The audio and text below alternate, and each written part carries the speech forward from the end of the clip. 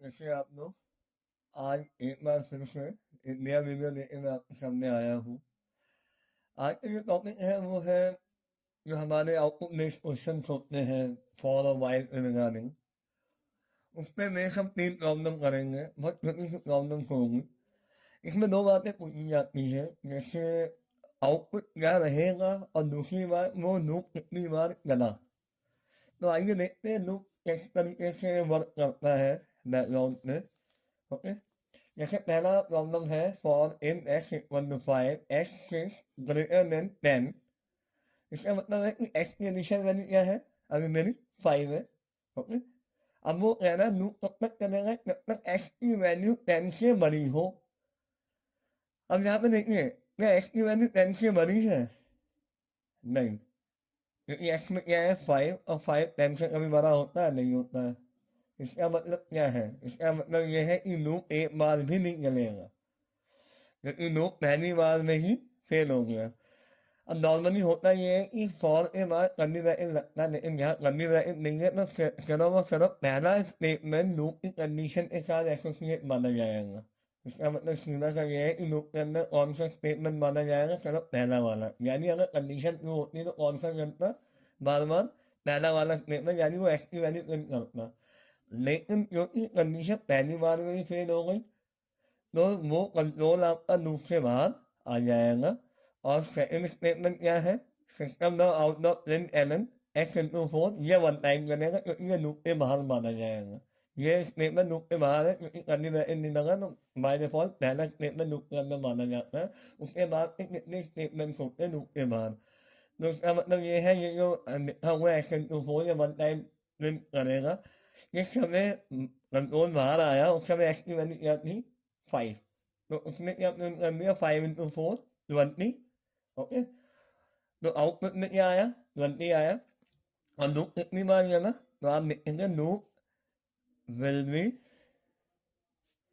Executed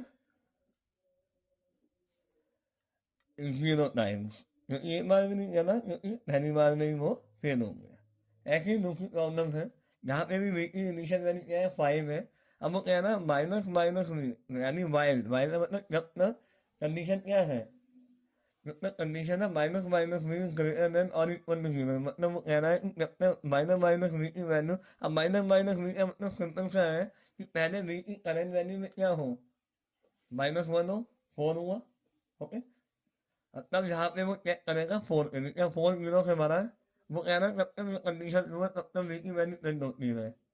okay, तो यहाँ पे क्या प्रिंट हो जाएगा? 4, पहला स्टेप में। ऐसे दूसरे स्टेप में फिर वो ऊपर आएगा, क्योंकि ये साइकिल तब तक चलता है जब तक कंडीशन मेरी ट्रू है। ओके,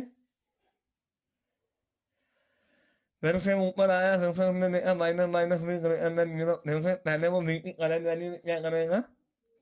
4 - 1 वी करेगा, और फिर यहाँ पे लगाएगा, क्योंकि माइनस माइनस पहले पहले -1 करे, अभी भी 3 जीरो से बड़ा है, तो फिर से 4 के नीचे क्या प्रिंट कर देगा? 3। और बाद में कर्सर नीचे आ जाएगा क्योंकि प्रिंट एलन लिखा हुआ है। ऐसे ही फिर वो ऊपर जाएगा, फिर स्टेप 3 में क्या हुआ? फिर उसने देखा माइनस माइनस भी ग्रेटर देन 0 है। हाँ जी, तो पहले फिर क्या करेगा? 3 - 1 2, फिर यहाँ पे 2 लगाएगा, 2 0 से बड़ा है, ठीक है, क्योंकि ये बड़ा है, तो यहाँ पे वी की करंट वैल्यू क्या आई? 2, तो 2 का प्रिंट कर दिया। फिर ऊपर जाएगा, फिर स्टेप 4 करना, फिर उन्होंने देखा माइनस माइनस भी ग्रेटर देन 0, फिर उन्होंने 2 - 1 क्या किया? 1। ओके, फिर यहाँ पे 1 लगा के उसने कंडीशन चेक करी, 0 से बड़ा है, तो फिर एंटर हुआ, फिर उसने क्या प्रिंट किया? 1। एंड देन अगेन स्टेप 5 में फिर ऊपर आएगा, फिर वो करेगा माइनस माइनस भी ग्रेटर देन 0, यस। फिर उसे बी -1 करेगा, पहले 1 - 1 क्या हुआ? 0।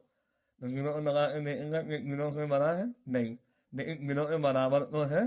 सही है, क्योंकि वो कह रहा है कि अपना माइनस माइनस की वैल्यू 0 से बड़ी हो या बराबर हो, तो यहाँ पे इक्वल आ रही है तो भी सही है।